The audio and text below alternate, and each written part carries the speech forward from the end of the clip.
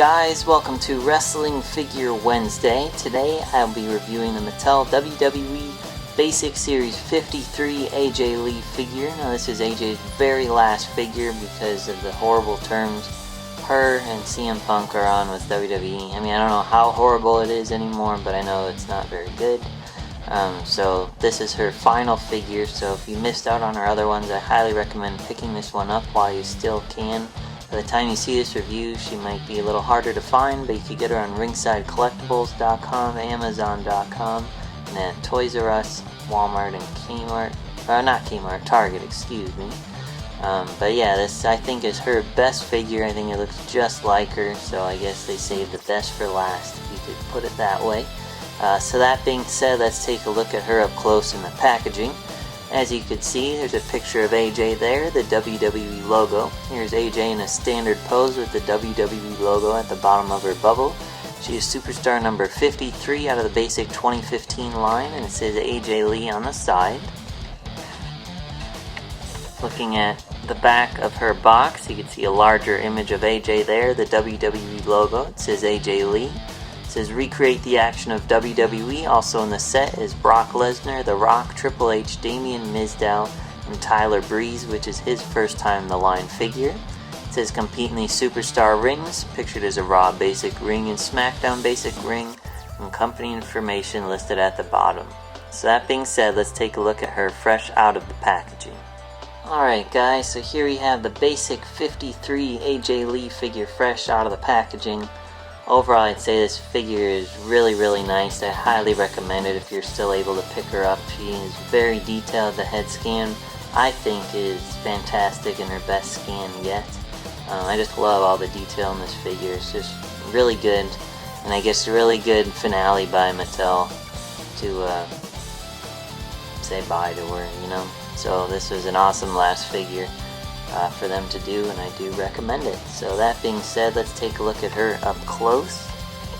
As you can see, here's her newest head scan. I think looks just like her. See the detail in her hair.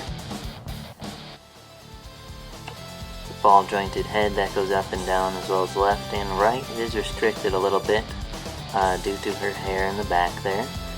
This figure is an elite as well, so if you don't have any of the Diva figures, they all have the extra articulation.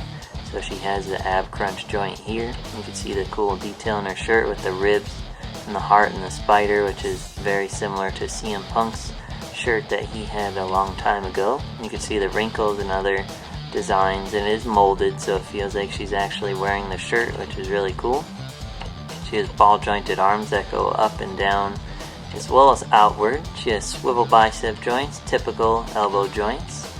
She has her wrist tape here with the heart logo, which is really cool. And that's on both. Actually, just kidding. There's a spider on this one. So like I said, this figure has a ton of detail. Even her fingernails are painted black, which is really cool too. And she has a typical Diva swivel wrist joint here. She has an open hand here. Oh cool, they actually gave her, sorry, I didn't even look at her hands as soon as I opened it, but she has two closed hands, which usually they put the flat hand, so it's nice. You could put a chair or whatever in her hands there. Looking at her lower torso, she has a swivel waist joint. She has her belt painted on. That belt is not molded, unfortunately, but it has all the detail and stuff, which is really cool. She has ball jointed legs that go up and down as well as outward. Just be careful, this one's pretty stiff. They have the trim and everything on her shorts to make it look authentic as well. She has a swivel thigh joint, and she has the typical basic knees colored by these thin black rubber knee pads with the white stripes going around. They do restrict the movement a little bit, but not too bad. Then lastly, she has her tall Converse shoes with the laces, which are molded actually, which is really cool, making it more authentic. You can see all the detail there. And lastly, she has a typical ankle joint that goes up and down. And yeah, that's AJ. Highly recommend picking up this figure if you could find it, as it is her very last one. So yeah, thanks for watching. Be sure to like Wrestling Figure Wednesday on Facebook to suggest future reviews you'd like to see me do, and I'll see you next week. Thanks.